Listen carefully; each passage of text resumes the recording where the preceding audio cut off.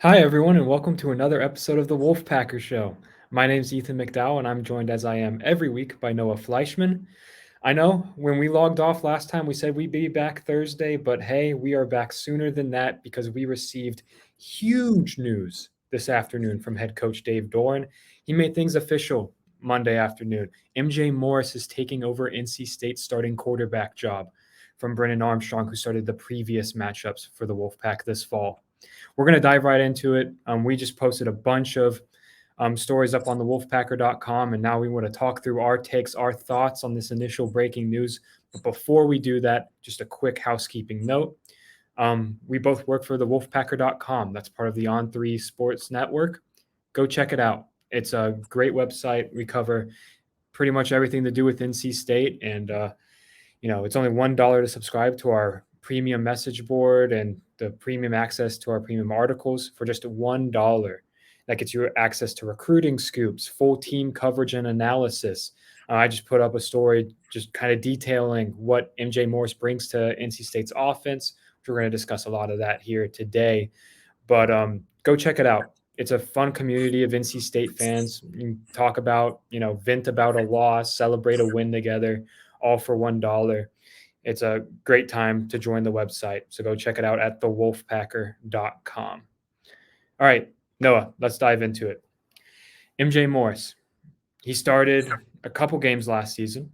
He led the Wolfpack to a comeback win over Virginia Tech as the backup, and then started in a really impressive win over Wake Forest, and then a loss to Boston College where he was injured and then missed the rest of the year. So we know more about MJ Morris than most people know about most sophomore quarterbacks. What we don't know is what to expect for the rest of this season. So before we get into that, just Noah, your initial thoughts. This wasn't news that I was expecting personally to come through today, but just know your initial impressions and takes on MJ Morris taking over the starting quarterback job.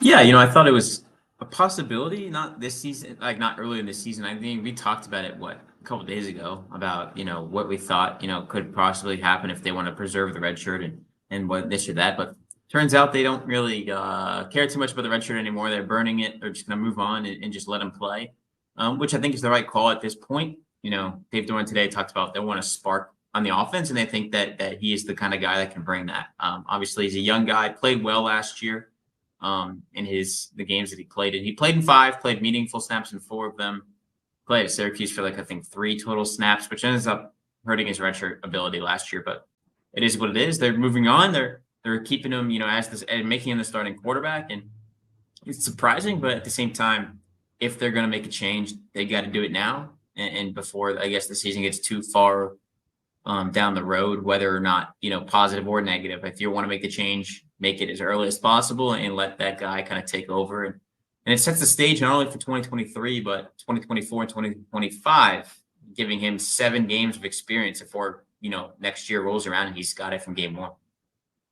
Yeah, when Dave Doran broke the quarterback change news to us on the Wolfpacker.com earlier this summer, he told us that Brennan was going to have this was the starting quarterback at that point that summer. But he also emphasized MJ is the future of this program. Well, now the future is right now. The future is this Saturday against Marshall. That timeline moved a little faster than they expected. They did want to redshirt him this year, but the coaches are doing what they believe is going to give the Pack the best chance to have success for the rest of the season. What we didn't know is how MJ has progressed so far through fall camp and through the first few weeks of the season, as far as just getting a handle on the system and taking those strides that an underclassman does at this point in their career. And it turns out that for everything we've heard from Coach Doran is that he took some great steps forward. He's in a good headspace and he's looking great right now, which all of that leads up to, okay, let's hand the sophomore the reins of this offense. Let's see what he can do. The last time we saw him on the field was the spring game. I thought he looked really good in a rain-soaked spring game. I mean, he just has just some arm talent that is just super impressive. And he had one throw that I've put it out on Twitter. I've posted it on our website a bunch where he's stepping up in the pocket, senses pressure, and on the move just delivers the strike across the middle. and it's just really impressive. He broke out some like runs in the spring game as well.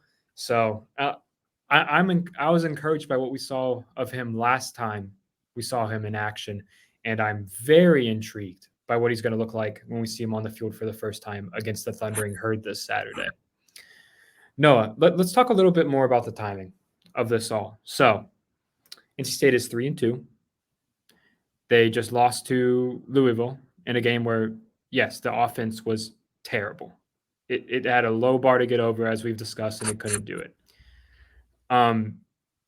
You kind of we've talked about it off the pod, and I think you might have touched on it when we recorded on Saturday about just a idea of maybe playing him for the last 4 games and going from there and preserving a red shirt, and then you get him back next year as he's a redshirt sophomore. What do you think about just the timing of when to make this call? You said you feel like they kind of have to do it now. Why is that? And just kind of how are you feeling about when they decided to make the switch here? Yeah, I think you do because, if the offense if it looks the same, which it did against Louisville, if say they do that the next, I think they have 7 left, so they'd have to get 3 more to get to that 4-game threshold that, keep them there. If it looked the same for those next 3 games, which Marshall, Duke, Clemson, then, you would be like, okay, we're going to make a change and keep the red shirt and do that. But at the same time, you risk a sophomore kind of, checking out, mentally and just being like, well, I'm not going to play this year, and you risk that a little bit. I'm not saying it would have happened, but you kind of run the risk of, a young guy just saying, well, I'm not playing and things aren't going my way. And maybe he thinks about transferring. They already have basically one player already jump in the portal kind of already with Jordan Houston winning the red shirt and be done with the year already. So you could have risked something like that. And that's one thing, but it's also the time that Dave Doran said it's the right time, right? It's things didn't go well. They had a winnable game against Louisville. The defense did everything it could to keep it as close as possible. And when you lose a 13-10 game and don't move the ball well at all, I think, you got to shake something up. They've tried shaking up play calling a little bit. You talked about that after the Virginia game, not really narrowing the playbook as much. It's just, getting basics and fundamentals, and that didn't even work. So I think the next step was make a change on the field and see what happens.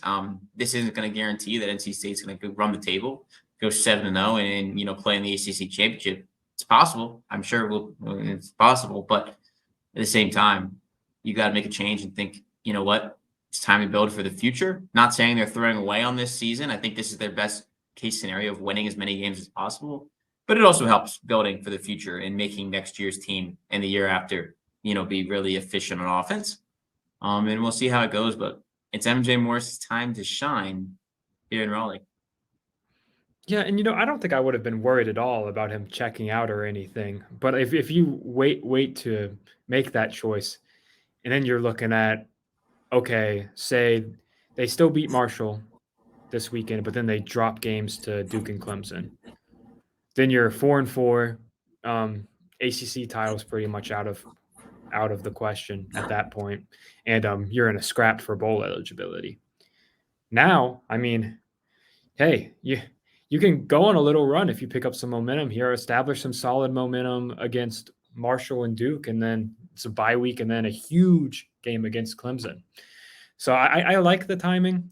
In today's college football, man, it's like, it's nice to have that extra year, but when you have a talented player play them, you never know what's going to happen player movement wise. You don't know where your team will be at when MJ would be a redshirt senior.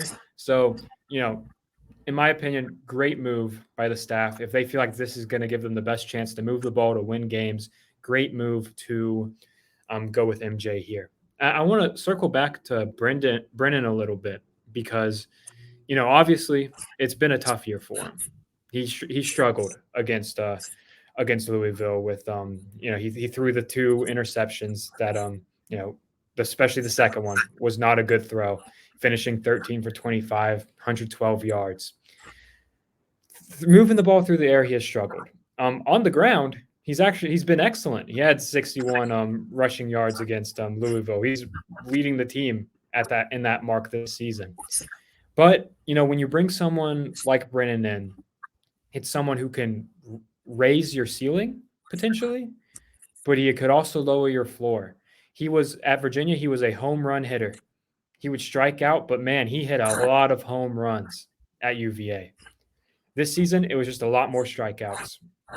And he wasn't really hitting doubles as much either, right?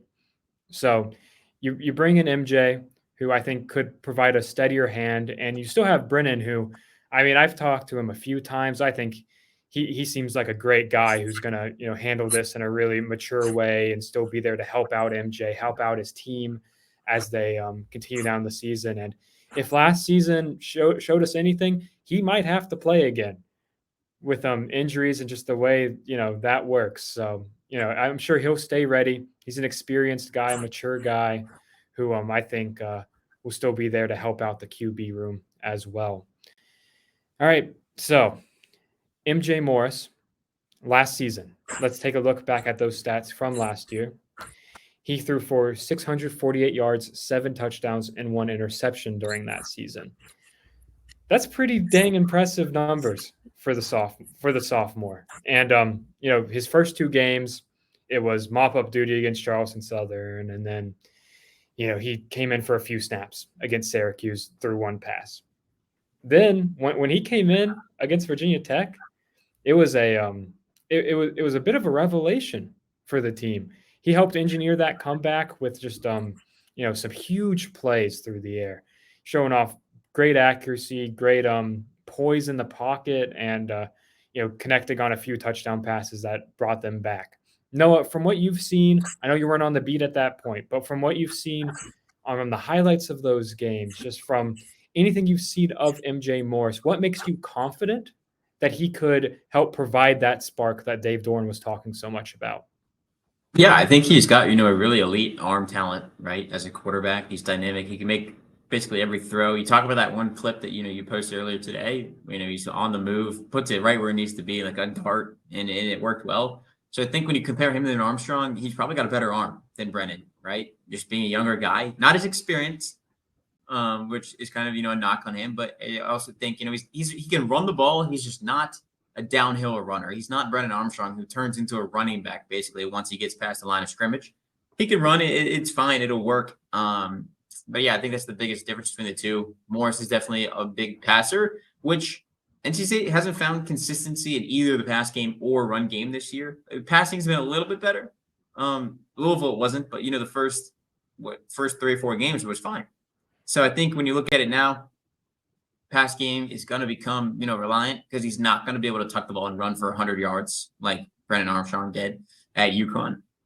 So I think that'll be interesting. We'll see if they can get the receivers involved. And there's a ton of this team is going to look very young on offense, when you think about it. And receivers, especially a spot at that, with Casey being a freshman, Terrell Timmons being a sophomore. You just run down the list. There's a lot of young guys. You also do have an 8th-year Bradley Rosner, which may actually help a young quarterback having a very veteran receiver on the field with them, help keep his composure and things like that a little bit. So I think that helps. But yeah, it's going to be a young offense. And MJ, I think, both quarterbacks have pros and cons, right? And I think that, at this point, they need his pros to outweigh his cons. And we'll see how it happens. But Marshall is not the best scenario to walk into as your first start of the year, but it's also not the worst of what's coming up on the horizon relatively soon with Clemson and Miami. So this is going to be a good starting point for them, and we'll see how they do. Marshall's 2-0 against Power 5 opponents under Charles Huff. Yeah, it's not like he's going to make his first start this season against VMI, right? Like he's going to get tested against his Marshall defense that I believe when they played Virginia Tech, it might have been their new starting quarterback, Kyron Drones. I believe that might have been his first start of the season too. So Marshall's, has some history already this season with making life difficult on a first-time starter. And they played Old Dominion last week, who made a switch before that game too. So if you really think about it, that could be 3 weeks in a row of seeing a new quarterback. Man, so their defensive staff is having one heck of a time game planning for these guys. But they're they're 2-0 in those games, right? So we'll see how that happens. But you mentioned MJ's pros outweighing his cons, and when you go back and you look at those games, for me, the only con really that pops up for me is just the inexperience. Yeah, I mean, you look at the numbers, and He struggled a little bit when blitzed last season. I believe it was he was completing he was only averaging like 4.6 yards per attempt when he was when he was pressured, right? And completing, 7 of 17 of those passes. He was blitzed on 29 total dropbacks, and he actually put up some pretty impressive numbers. When NC State picked up the blitz, he was able to connect on 14 of 22 passes for 160 yards, 4 touchdowns, and 0 interceptions. So the pressure itself doesn't really rattle him. It's just when that pocket collapses that his production kind of decreases after that. With that said, that is definitely something that to me screams, oh, this can improve with more experience. I bet we'll see a step forward pretty much immediately in that department from him. Because, shoot, he's had some time to practice against NC State's defense, which is going to be just as good as any defense he plays against this season. So you look at that and you're like, all right, here's a talented sophomore quarterback. He comes in, he's hopefully got some good chemistry established with these guys in practice. And we'll see what happens. I'm excited to see what the results are Saturday. Playing in front of a Carter-friendly crowd that at points was chanting for MJ Morris last week. So we'll see. He's going to have that crowd behind him. I think every single person in Wolfpack Nation is going to be rooting extremely hard for him to succeed, and it'll be cool to see. I'm looking forward to it. A couple more notes before we wrap up this emergency podcast. I'm going to be interested to see how the changes around him take into effect. First of all, Dylan McMahon was announced that he's expected to come back. That's huge. Getting your veteran center back. You slide Lyndon Cooper back out to guard. He's a very, very solid guard. And you have your captain, your center back there kind of anchoring, helping MJ through this transition process, right? And then you have another one where you look at they kept the line the same otherwise, but I'm going to be interested to see how Jacarius Peak kind of slots in because he played the majority of the snaps at right tackle last week, the redshirt freshman, also from Georgia. So you have an interesting connection there, and we'll see how if he gets more snaps against Marshall or if they stick with Timothy McKay at right tackle and keep Derek Eason at right guard. Noah, I wanted to ask you about another change they made to the depth chart with the receiver room. They slid Julian Gray into the flex Y position. For those who aren't familiar with the football terminology, that's just the same position that Porter Rooks and Juice Vereen have been playing this season. So Noah, when you saw that, just kind of what's your reactions to that kind of position switch and what kind of impact do you think it will have? Yeah, I think, he's been excellent on kick return this year, right? And I think they want to keep him, find more ways to get the ball in his hand, right? They got to shake something on the offense. When you think about the past game kind of being inconsistent at times, it was not consistent against Louisville. So maybe that's an opportunity to get the ball in his hand a little bit. It also may signal another thing where, it's the same position Juice Vereen plays. And he didn't play last week. He's at his 4 games as a true freshman. So could be trying to redshirt him. Maybe it might be like one of those things where you hope that they can keep the red shirt and see how the last 7 games go. If people get hurt, then put them in and let it go. But that could be a case too. But, I think they want to get the ball in his hand and, that this might be a better spot for him to do that. Yeah. And I mean, we've seen it. He's dynamic with the ball in his hand. And I think, I think his skill set will be well suited for the slot. I think he'll thrive there. And then shoot, you have slot receivers where you have it's KC and Julian Gray. Gosh, that's going to be tough for safeties and nickels to cover this season. That's going to be a very difficult challenge.